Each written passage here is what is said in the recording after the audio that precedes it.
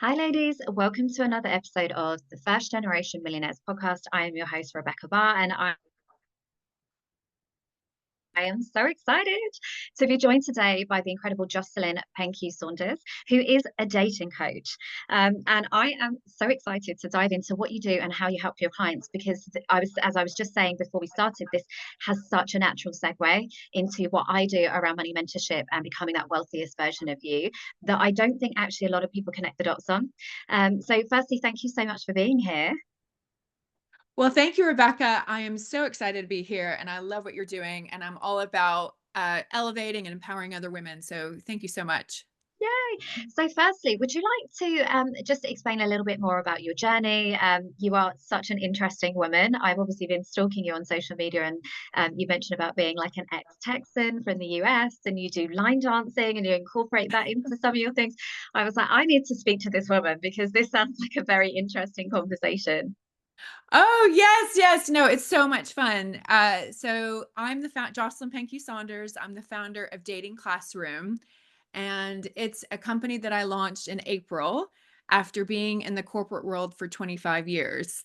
Wow. And one of the reasons, my passion behind it is I found myself working super hard in the corporate world. I really went up the ranks, but then I realized one day, oh my gosh, why haven't I found a husband? I don't have long-term love. Like, what's going on?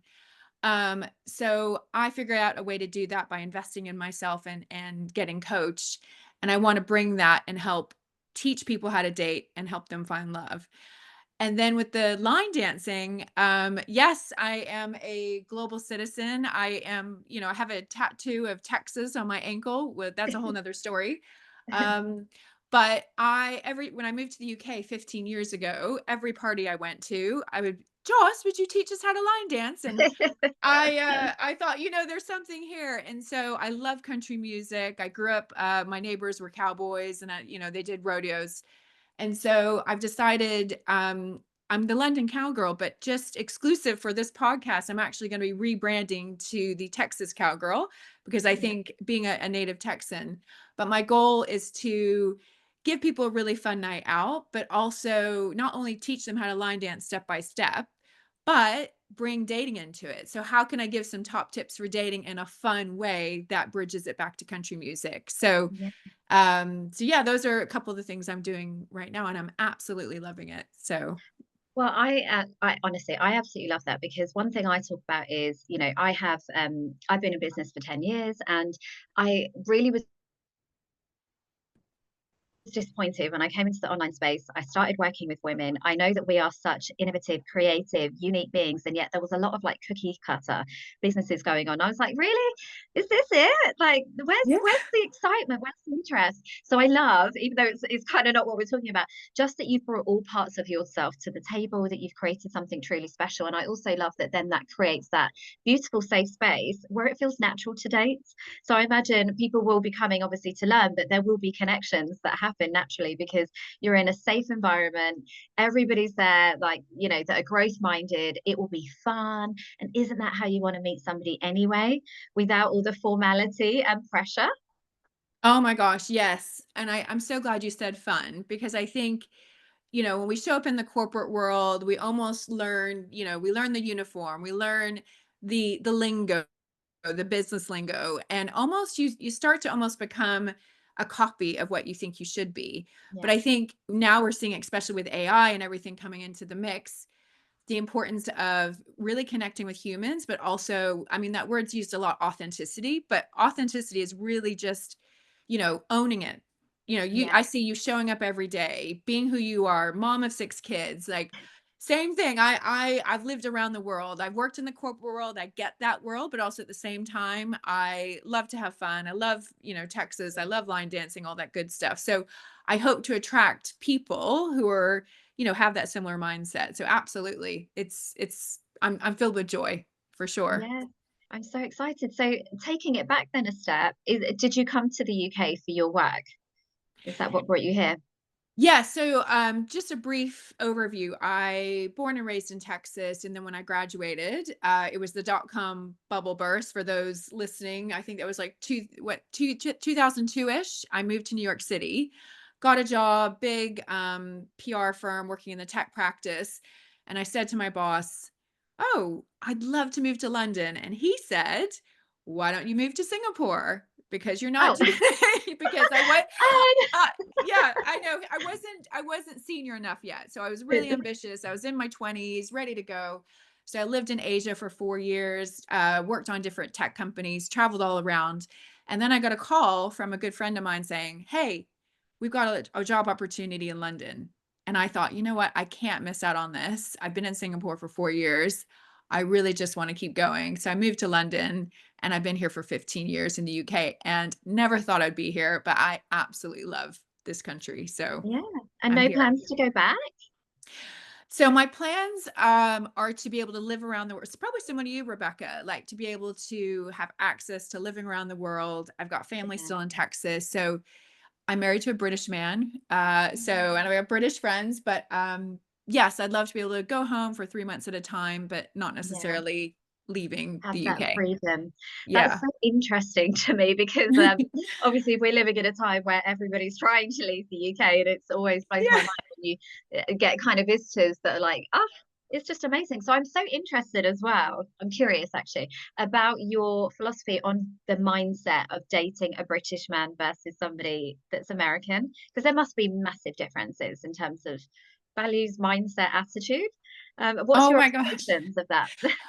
Well, I think, sadly, the stereotype is love actually, and I say Yeah, sadly, it's actually not a stereotype. I would say when I lived in the US, when I heard a British man, doesn't matter where he was from, he could have been from Birmingham, Kent, the South, whatever, it didn't matter. They all sounded the same to me back then. And I remember, my girlfriends were all like, "Oh my gosh, I want a British man." Uh, but when I moved over here from Asia, I realized, I love the accent, but there is a difference, a nuance when they date, a lot more subtle. There's a yeah. book called Watching the English, and there's a whole chapter on courteous flirting.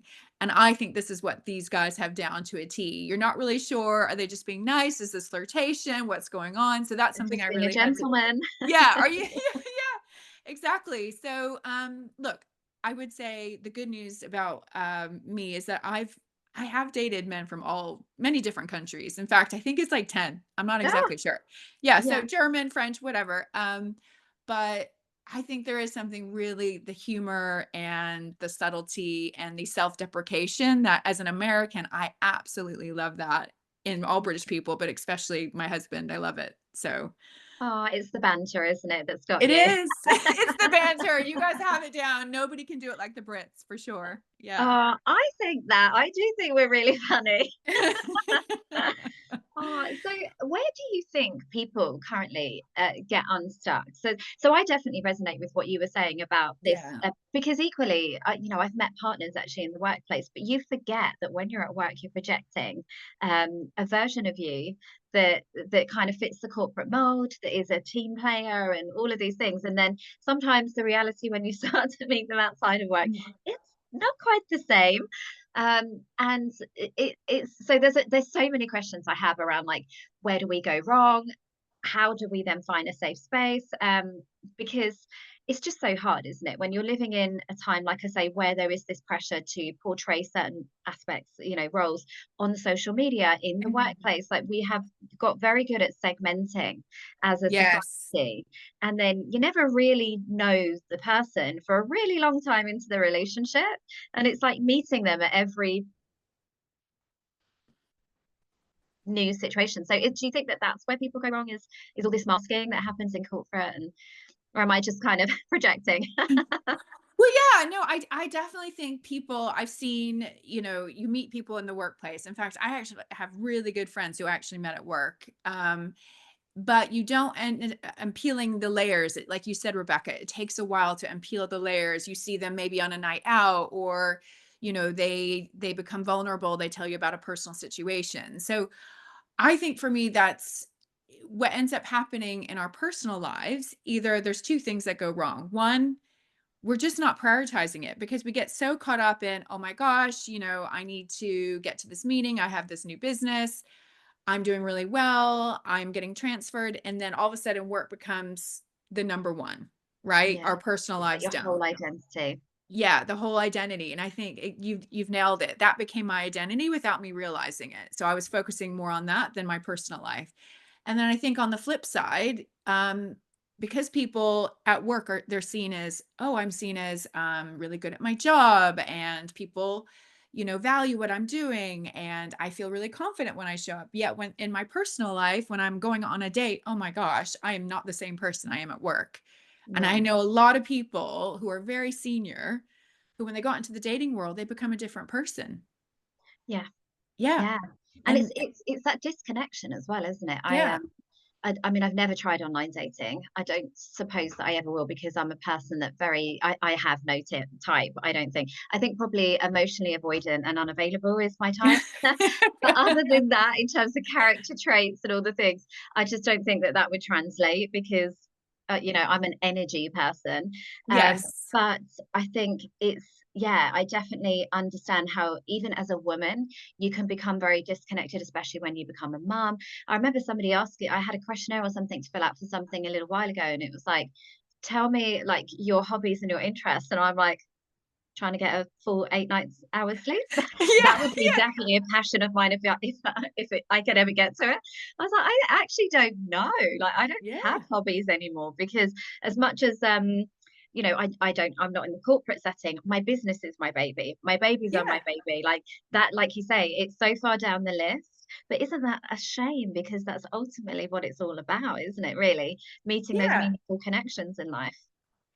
And that's really interesting you say that, knowing what you're passionate about. Like you talked about you have your babies, you've got your beautiful business, and that's a season for you right now. That's your Mhm. focus. And so one of the things that I work on with clients is we call it our 5 non-negotiables. And it's really and I challenge them. I said, "Look, you've got to narrow it down to 5." And the reason I say that is that, for example, you are passionate, you are curious, you might be adventurous, independent, all these words you throw out there. But really knowing what matters to you, and for example, you might meet a guy out there that sees you and says, "Wow, obviously, Rebecca, you're not going to be at home with 6 children the rest of your life. They're going to grow up, they're going to leave the nest." But I know, sorry. You're You'll like, bring, newsflash. yeah, newsflash, but you'll be a grandmother. Wonderful. But the point there is someone will see you and say, look, she's got passion, she's curious, she's always got a growth mindset. And that is what I'm attracted to.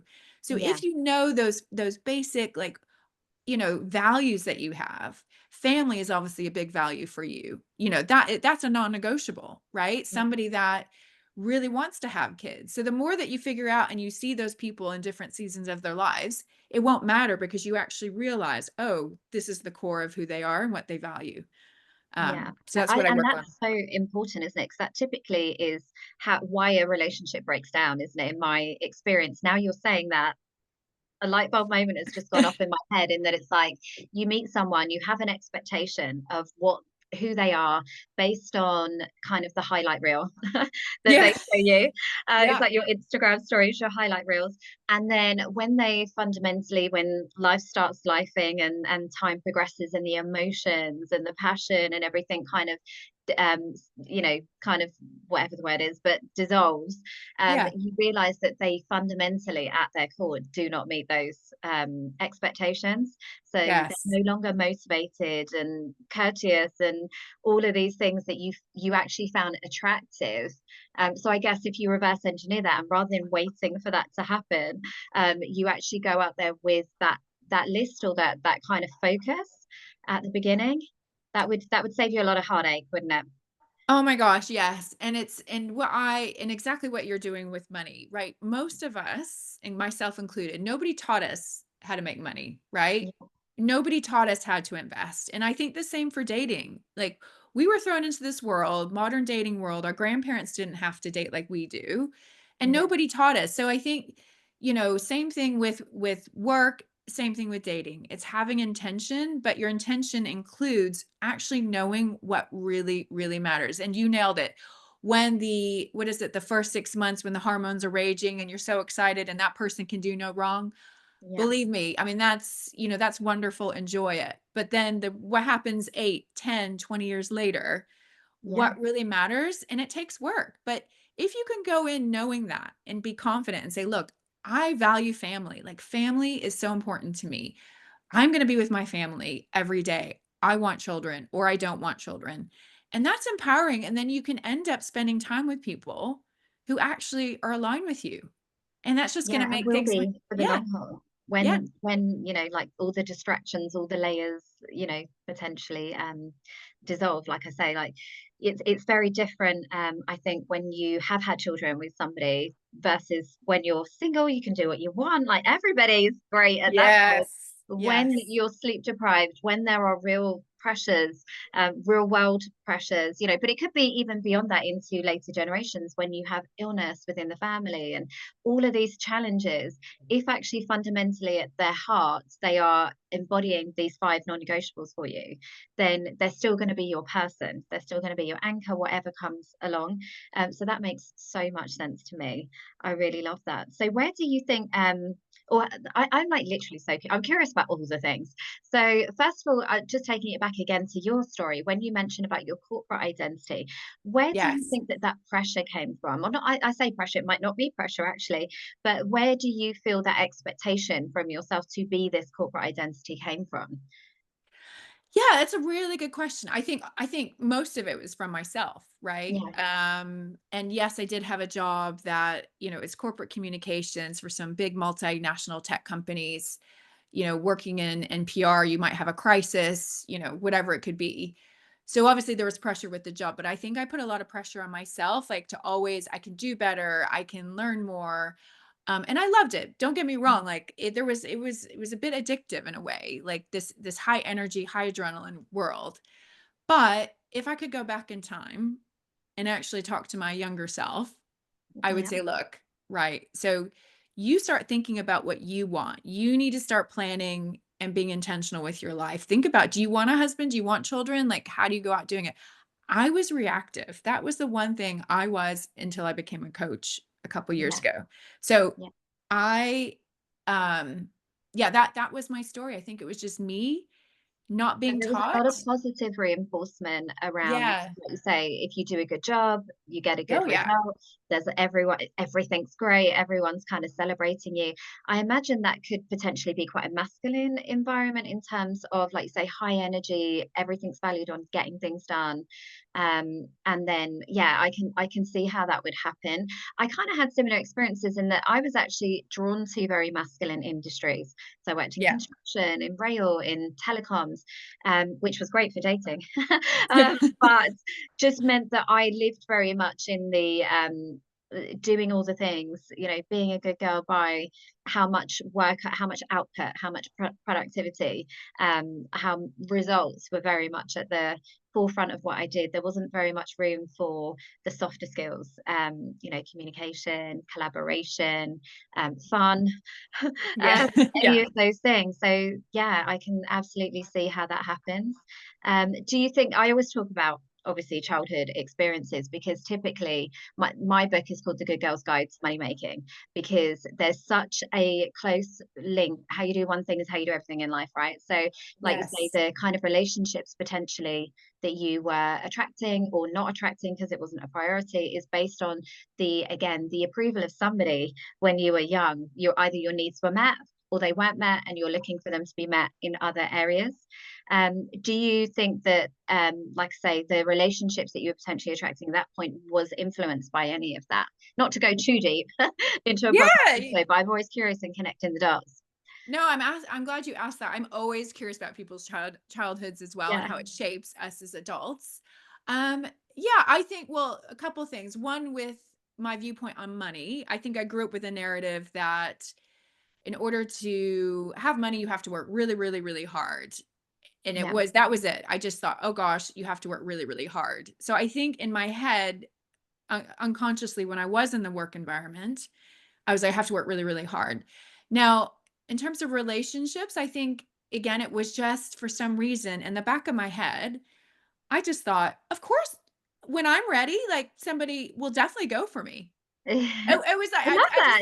And absolutely, I as mean, they I should. just like absolutely they'll go for me. But then when I woke up at age whatever 37, I was like, wait a minute, I haven't had that. Actually, I need to put some work into this because Yeah, it was always like, oh, it'll just happen when I press the button. Yes. And then but it wasn't a priority. And I think the childhood part of me was, um, learning about working hard, being the eldest of 5 kids, always like being the doer, leading first. Responsible. Yeah, Yeah. exactly. So I think that did influence my work ethic, but then my relationship was just my maybe a little bit of arrogance, just assuming it would happen. But then of Yeah. course it didn't. Yeah. Yeah. Well, that's so interesting. Would you say that it didn't because I can't, I mean, I'm sitting here and I'm like, "Girl, please." Like, there must is really?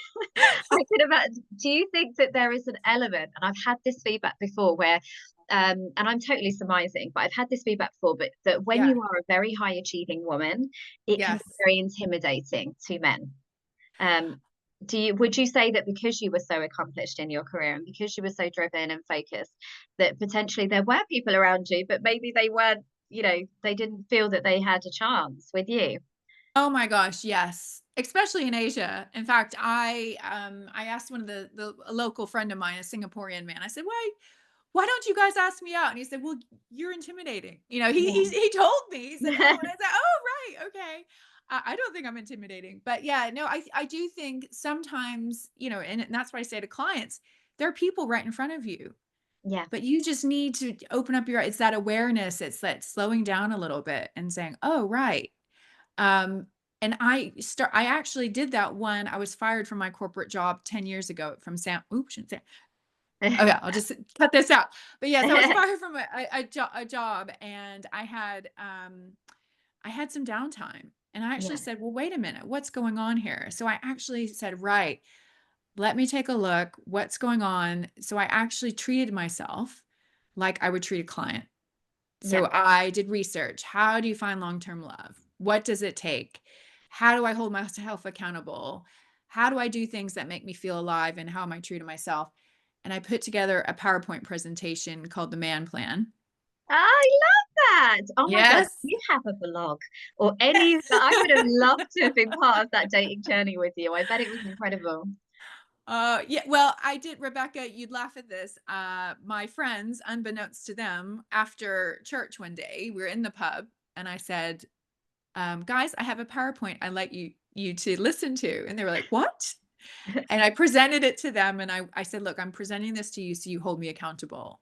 And they all kind of didn't say a word, but then they all said, yeah, it's a great idea. I'm glad you're doing it. So that's how it started 10 years ago, my idea Yeah. of what I'm doing now. Yes. I absolutely love that. So I have a sister who's probably very much in the same situation as you in that she's kind of, and I blame the Spice Girls basically because Oh, we kind of grew up in, so I'm 42. No, I'm not. I'm 43.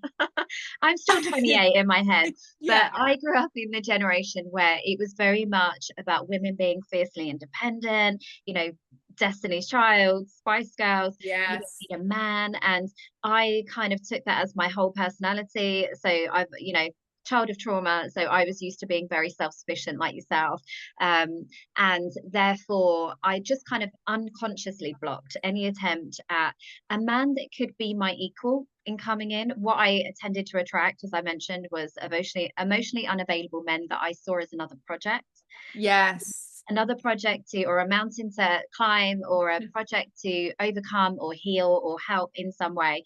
And then when I got further down the line in the relationship and these men are essentially helpless and not adding anything to my life, I was like, well, how did that happen? Probably because you've emasculated them, because you have attracted them in the first place. You've then literally done everything, and now you're moaning because they don't want to do anything. Well, it's almost like when I connected the dots backward, I was like, oh, okay. So my sister is essentially the same. She's mid-30s, very successful in her career, and convinced herself, and she might be, but convinced herself that she's very happy. She doesn't need anybody.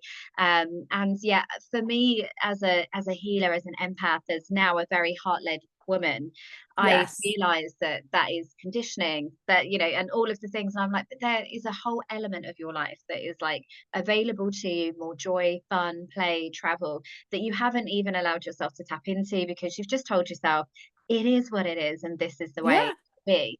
So I'm always trying to help her to open up, to soften. But what would you say if you are a woman? Obviously I work with women, so if you are a woman now who is like, Oh, damn. Yes, oh, hang on. Yeah, I recognize that I have made my business the whole thing, made my kids the whole thing, or Yeah. corporate identity the whole thing. And actually, there is this little inner that is saying, I would like to be taken care of. I would like to have a partner and all of the things. Where can they start to kind of start that journey? Like, I do think it is the feminine element being able to receive that is probably Mm, lacking. What are your observations on that? yes. Well, my first piece of advice would be have a quiet moment and listen to the voice. Yeah, We all know that quiet voice that speaks to us. And you know what? That little voice, I've ignored it. I know we've all ignored it, but when you listen, yeah, it's usually right.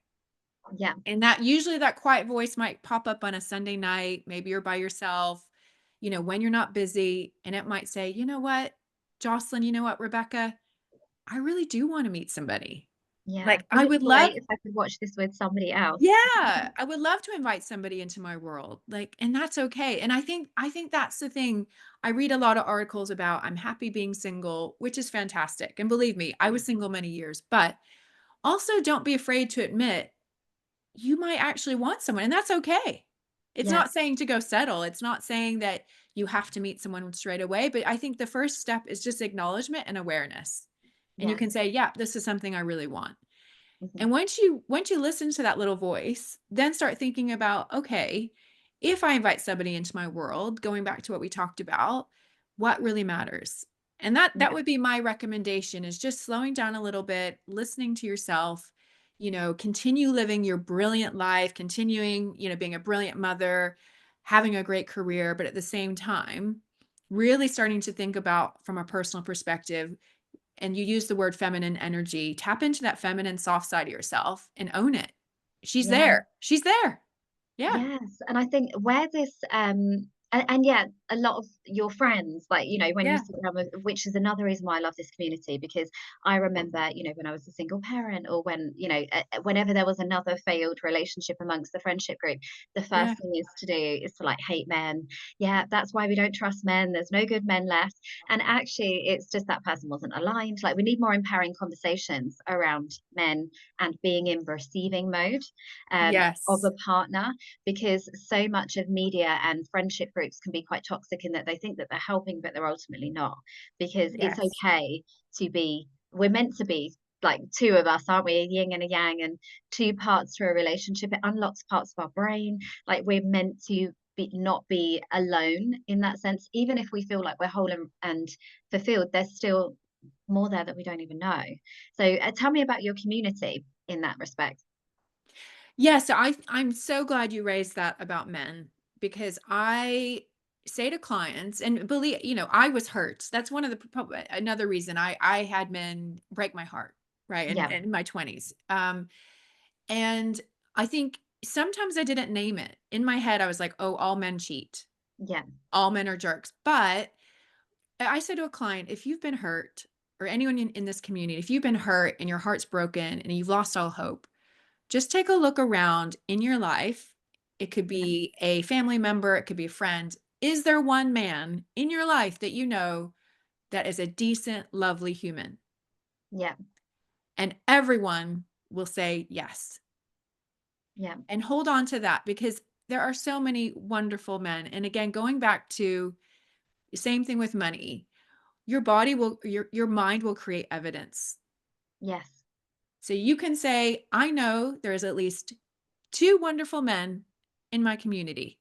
It could be just start small, right? It doesn't have to be I'm going to find the love of my life tomorrow, but I know that there are good men out there. And once you start practicing that and saying that, guess what? All of a sudden you're going to bump into that person who just, "What? What? You're amazing. How did I not know you before?" Um so and I think Yeah. and I And it do could be I somebody from before, couldn't it? pardon? It could be somebody from before Sorry. that has kind of been like in your peripheral, but never felt comfortable to Exactly. come into your energy. Yeah, exactly. And look, I coach men as well, and men are just like us. They're Yeah. looking for the same thing. Men may communicate differently. We've seen so many memes about the mind of a man, but ultimately, they want true love as well. And Yeah. they It's face quite yeah. It's quite interesting actually, because I think when you are a female who is a safe space for a man, it is quite Yes. interesting. So my corporate background was human resources. And then equally when I bought a business, it was a barbershop. And I Oh, think I've okay. always been seen as like a safe space. So men have always gravitated to me in that sister kind of role model, probably because I'm very maternal. And actually you are so right in that they are, you know, as much as they might feel the pressure of having to project this bravado and this ultra Yeah. masculine alpha male image, they are just the same. And the amount of conversations I've had with like really lovely men who don't feel Oh. confident, that don't feel attractive, that are just like, oh, I want to put myself out there, but and they're doing the same. They are, you know, in these corporate positions, you know, hiding behind their identity, believing that that fulfills their sense of self-esteem because they've got the status. But actually, they want to find love too. I all believe that, that at our very core, like we are meant to be in a loving, fulfilled relationship, and then that gives us a beautiful, safe foundation to go off and explore and create and have fun and do other things.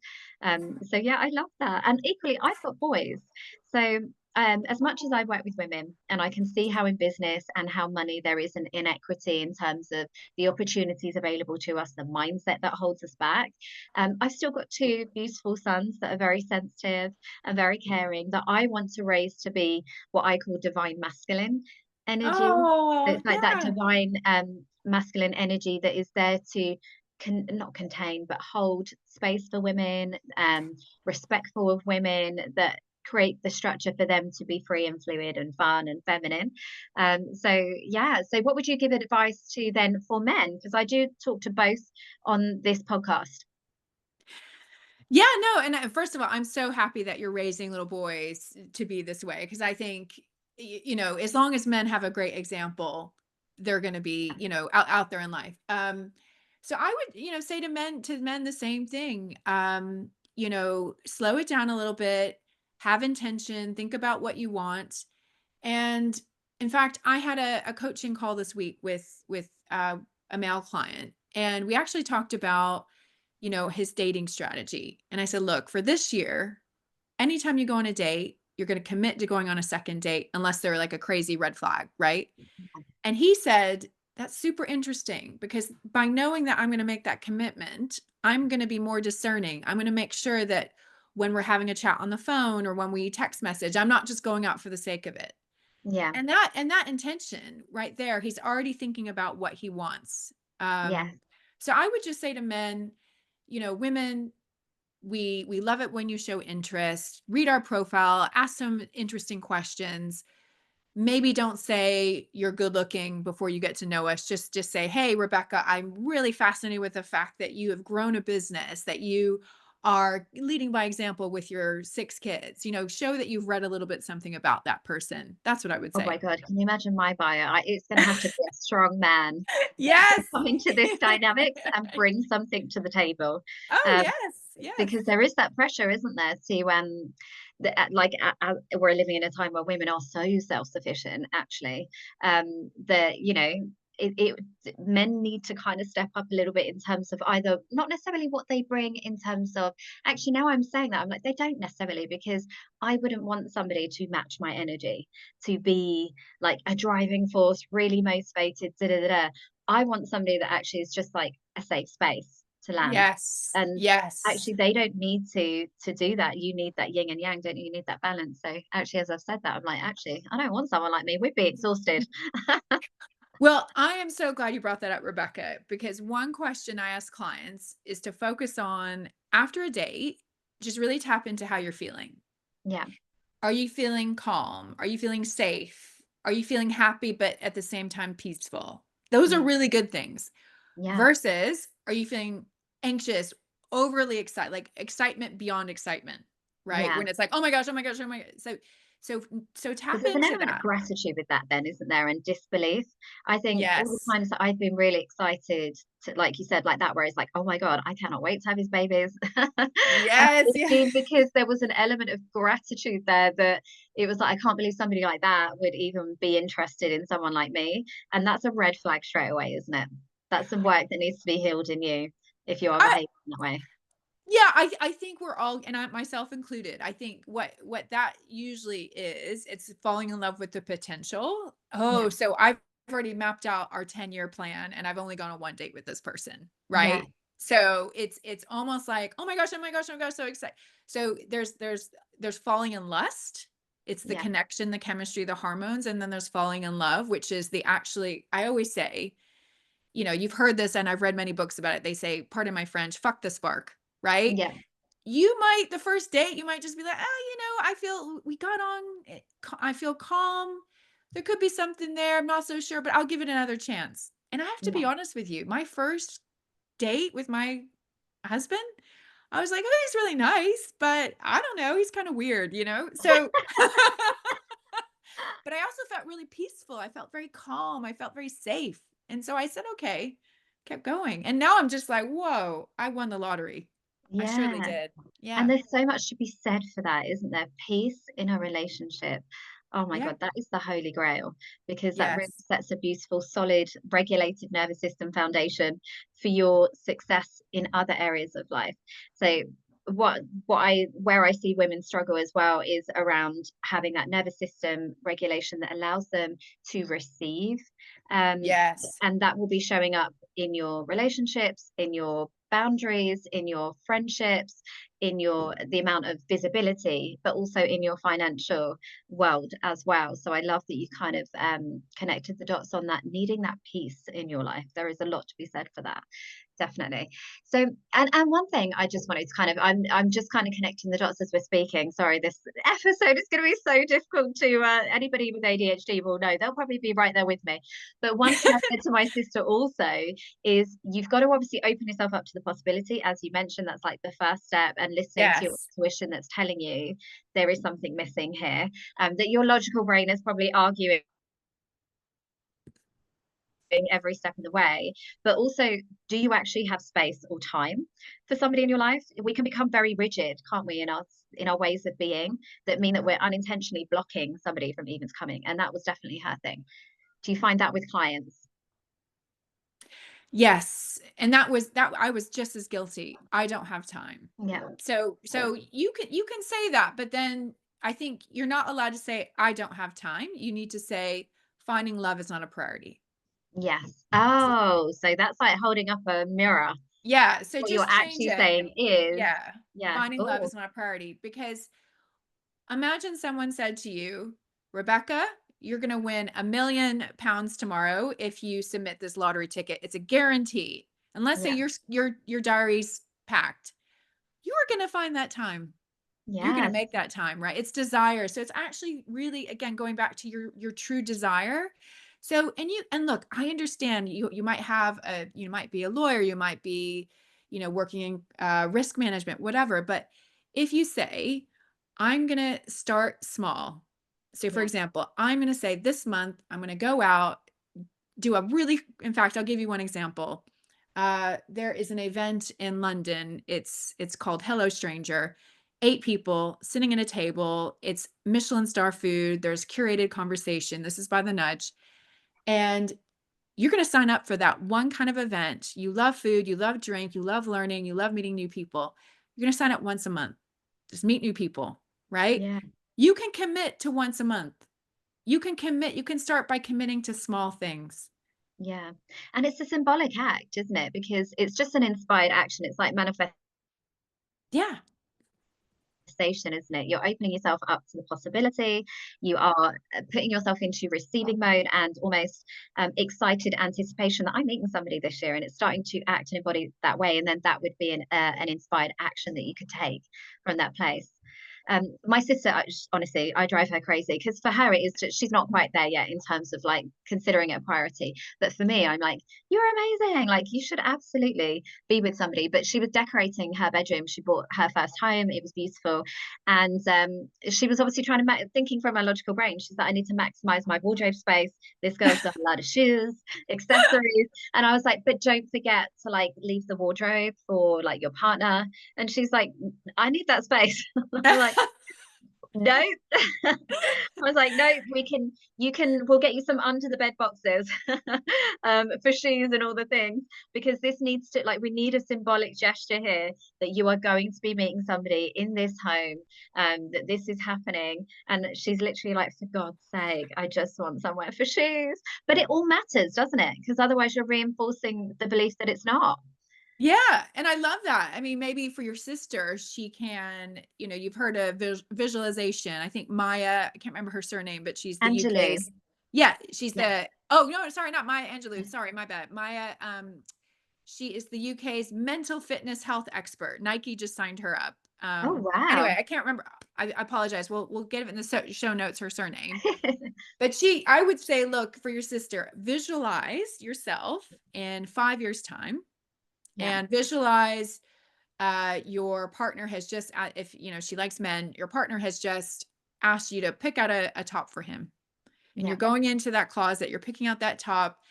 You don't like the shoes he normally wears, so you're going to get the other pair of shoes, even though he likes the other one. Anyway, just visualize that boring day, 5 years time, what you're doing, and say, right, this is happening, and start tapping into that. Like, visualize it, breathe it, smell it, and that closet could be your practice. Love it. Your gateway to your Yeah, manifestation. there you go. I love that, because there is it's the same with money. Like, there's money circulating at any point of the day. We're literally surrounded by it, but we're not open to receiving it. We haven't tapped into the possibility of it. We're unconsciously blocking it. It's the same with love, isn't it? And to then, like you say, have that awareness, have that intention, start to create some space, start to get really clear on those non-negotiables. That will just mean that anybody then that does come into your world is somebody that truly is of the highest good. They're going to add something to your life, rather than just anybody will do. Because it is, I was just going to ask a quick question, actually, asking for a friend, Yeah. obviously. But if you are somebody who is, introverted, or working for themselves, no longer in corporate, or a parent, that doesn't have, if you set that intention, like, where can they meet people? Where can that actually happen? A lot of the time it's like, I visit, unless he's the postman, unless he is the Amazon driver, it's not likely to happen. Yeah. Well, I would say just start small. So, for Yeah. example, just consciously in your day, let's say you go get a cup of coffee, Yeah. just chat to the barista. How is your day? Oh my Yeah. gosh, I love that top you're wearing. Tell me more. Yeah. So, just I would say, if you're introvert especially, just finding those small little moments where you can engage with new people, start a conversation. So start there. And then, again, it's going back to what we were saying, like, find something, committing to something that month that brings you joy, that makes you feel alive. It doesn't have to be romantic, but you No. have to be in a situation where you're meeting new people. And Yes. you have to be able to, and you can even, I've given clients, there's this little game called Gamely. Yeah. I challenge them to have a question in their back pocket where they, let's say they're queuing up somewhere, they can ask Mhm. somebody, a question, and just Yeah. say, "Hey, I'm doing this." So Oh my start God, my small. daughter hates it when I do that. I talk to people everywhere, especially old people. I just am obsessed with them. And so I think it's a lost art of just like casual conversation, being nice to strangers. My kids hate it. Well, I And mean, it's your children's job to, they're going to be embarrassed yeah, until whatever I do. until they're in their 20s and 30s. So that's just a given. Just tell, hey kids, if you're listening, your mom's really cool, but you'll recognize that in about 20 years time. Yeah. Um, yeah. And then also, this is something I just thought about. Think about when you've been hit on unexpectedly. And Yeah. I'll give you a couple of examples. So recently, personally, and I was kind of shocked. I had two examples where I was being hit on, because not because of anything, because I was having so much fun and in my own world. And I'm And you married. became magnetic. I was magnetic. So yes, I was at a silent disco and just dancing by myself, not looking at anyone. And this man comes over and pretty much asked me out, and I said, "Sorry, I'm married." Yeah. But I was just in my own world. And then another time, I was actually working at a pub by myself, having a glass of wine, and I was writing notes and I was listening country music, preparing for my line dancing gig. And I was so happy. I was probably crying tears of joy. And had all these men like waving at me, like looking at me, and I just thought, what is going on here? I looked, just didn't have makeup on or anything, just whatever in my own world. So just focus on, having some fun. Just see what happens. Get out there in the world. That's what I Yeah. would say. Well, I've actually sent my sister to Korea for that reason. Amazing. Oh my God. Well, I have to say something about that. I know 4 couples, Western couples who met their partners in Korea because I think the cultural difference is so big that they Yeah. ended up finding each other there. So good luck to your sister. Oh, I Uh, love that, and I've checked her astrology chart as well, and it's meant to be. oh my She's God, so definitely good. meeting her husband over there, and she's dying because I keep saying, like, "Make sure you've got room in your suitcase in case, like, your new husband brings you any gifts," and, she's like, "Oh, for God's sake." We're talking about holidays next year, and I'm like, "Well, you can't come on holiday with us because you'll be, like, holidaying with your new husband," and she's Oh, like, "Okay," but I try to manifest it for her. I Um, love it. oh, thank you so much, and I really do want to signpost people to your community because, again, the reason that this podcast is called the First Generation Millionaires podcast essentially is because, as we were talking offline, that journey when you become divorced, when you stop fitting the molds that everybody else has put you into, like they've got a version of you that they are very familiar with Yes. and that they feel safe with and they know how to communicate with. When you suddenly shatter that version of you, that could be through divorce, through when your kids leave home and you're kind of finding yourself again as a through every season, every chapter, when you are a single parent, when you switch jobs and you suddenly don't act and behave in the same way, it can be really uncomfortable for those people around you. It's the same when you become an entrepreneur and you have to start getting a bit bolder and a bit braver and, believing in yourself a little bit more. Again, that can be very confronting to the people around you that are in the matrix, that are quite repressed, that aren't in the same situation as you anymore. I've definitely experienced that. And I know a lot of women, we talk about that on this podcast a lot. So it's the same with dating. So I really do encourage anybody to not do this journey alone. Um, I know that Jocelyn will, really hold you in beautiful, safe space energy. She will ensure that if you are going to be meeting somebody, it's like the big sister that you always wanted and the really evolved, like best friend in the group, isn't it? Rather than the one that's telling you, yeah, that's because men are rubbish. Actually, you want the one that is like, okay, so that wasn't aligned. Let's actually get you moving forwards. I really do want to encourage you to invest in yourself, to find Jocelyn and allow yourself to be supported in that process because it's a beautiful journey, isn't it? It could be the greatest love story ever written, and to uh, that's my Oh, hope and intention. happy tears, happy tears. Yes, yes. And come, we're here to support you. Being an American, I come on, I'm from Texas. I did I pep imagine we give rallies. the best hugs. Yes. So we are here. We're here for you. Men are wonderful. Women are wonderful. We're all wonderful. Come join our community. We've got a Facebook group, Oh, the Dating Classroom Cheer Squad. So it's free to join. If you want encouragement, if you're feeling a little bit nervous to go on a date, whatever you might need, come join us, and we're here to support you. oh, I'm so pleased you said that. Genuinely, I'm so excited. This, oh, just think of like your legacy, Jocelyn. No pressure, but you are just making these beautiful soul connections that between two beings that are very emotionally intelligent, aware, healed, that are then literally finding their lobsters, like Phoebe from Friends. This is Yes, so yes. exciting. The ripple Oh, effects of that for parents, if they become parents or if they have communities and families that are observing this, genuinely, like, this is just such a beautiful business. So thank you for being you. Thank you for turning what could have been, a journey with embarrassment, funny stories, obviously, and anecdotes, but actually you've taken that part of yourself, been vulnerable, shared, and now turned it into this beautiful gift to the world. So thank you so much on behalf of the collective for oh. doing that. That's just incredible. So if people want to come and find you now after this episode, where can they come and find you? Yes, I'm on all the socials. I'm on Instagram at Dating Classroom. I'm also on LinkedIn, Jocelyn Penque-Saunders.